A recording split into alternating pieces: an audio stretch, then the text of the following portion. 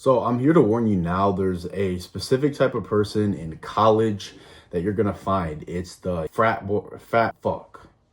It's the frat bro, fucking LinkedIn nerd, business school type of person. And if you're in any business schools, you're going to be finding these people everywhere. And just to preface, they're quite insufferable. And when you start learning a little bit more about the world, you start developing your own opinions.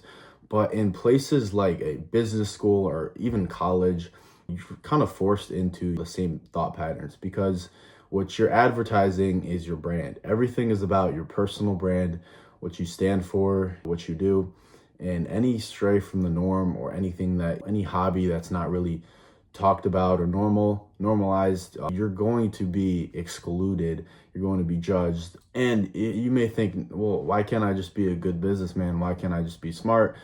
Why can't I just get good grades? Well, when you look at specific clubs or groups you want to get into, these clubs have a very rigorous interview process, and half the time they're not really interviewing you, obviously your skills, but they're interviewing you to see if you are going to be a good fit for their club, right? So we're going to talk about clubs real quick. We'll talk about fraternities later, which is a more harsher sort of group. So with clubs, if you guys don't know, 70% of the interview is based on appearance. So if you're not coming off as someone that reflects their ideology, you're most likely not going to get the part, even if you are as qualified as somebody else. And on the fraternity side, right, there's a reason why 90% of people who are in government positions, billionaires, millionaires, they have been in a fraternity before, whether it's things that are kind of secretive like Freemasonry, Rosicrucians, Knights Templar, or something a little more calm like Sigma Chi or whatever, is because fraternity culture teaches you how to see something wrong and look the other way. So if you don't know, there's something in fraternities called hazing, and people want to join fraternities. Well, why would you want to join a fraternity, have another man play with you, quite literally test you, just for what? Some friends, a couple bitches on your roster? I don't think that's worth it personally, unless you're really gaining something professionally. And in that case, you can steer clear and look towards a business frat, right? But these fraternities, right, it's more about status. You're invited to all the parties, whatever. And in a city where you don't really have bars or clubs, like that can be pretty valuable for some people. But again, I don't think the pros outweigh the cons. I think a rational person can see that.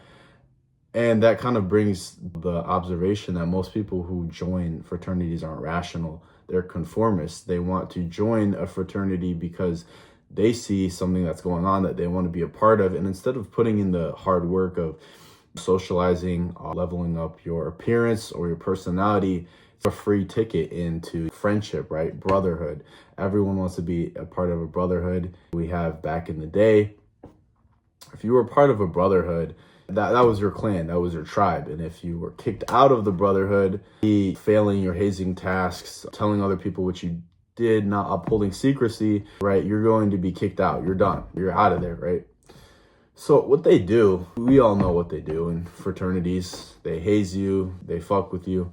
There's a reason why, back to my point, 90% of these top elites are in fraternities. And it kind of explains the idea that we know that there's some weird stuff going on. Peter Thiel's party, adrenochrome, Hillary Clinton has done a lot of stuff I probably can't even talk about on this video for a reason.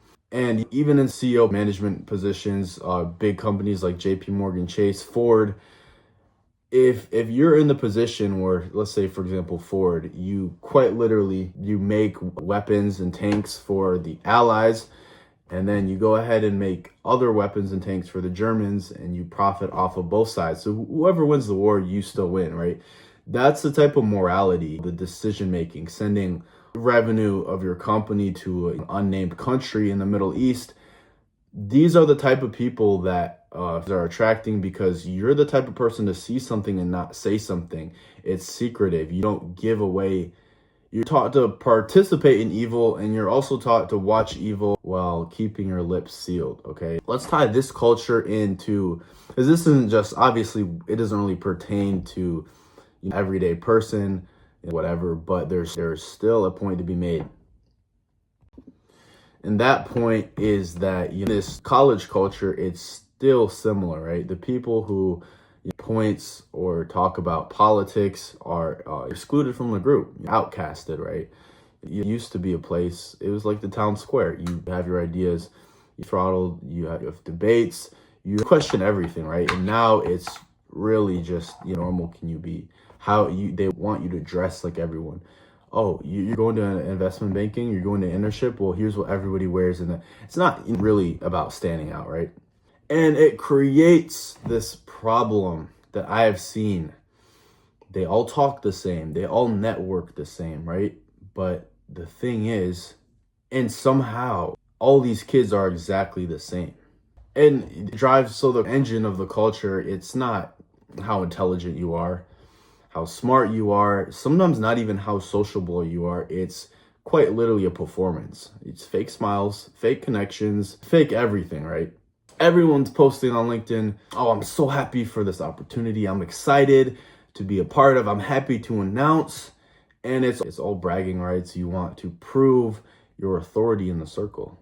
And it creates this reward system, right? You're rewarded for your performance, and you go into a room of these people and they're interchangeable. They're the same person, and it's hollow. And this culture promotes very hollow between everybody. And to be fair, this system does work. It gets you jobs, gets you a predictable outcome, and you're back in the 9 to 5. You're back on the hamster wheel where your parents were. You're doing the same thing and you're living the American dream, right? But there's a difference, because you're like, oh, how can I succeed without conforming? I have to conform to succeed. I have to. Well, there's a difference between managing an image and building a brand, okay? Requires constant signaling, status. Other one requires alignment, true discipline, and true skill that you actually offer. Because, right, all these kids are the same. In business, they know the same. They don't know anything really, because business, they don't teach you anything. Sorry, Gallo. In business, they don't teach you anything, right? So everybody's the same. Everyone has the same skills. It's quite literally image based. That's why you see people, you go to school with a lot of smart kids. There's a lot of smart kids, especially in business. But when you look at the recruiters that are hiring you, or the people who already work at the company, they're not spiritually aligned. They're robots, okay? And it's sad and it's depressing. And if this makes you uncomfortable seeing these robots, and you're trying to impress these robots, impress these people, here, choose me. Guess what? If that makes you uncomfortable, good. That means you're still awake.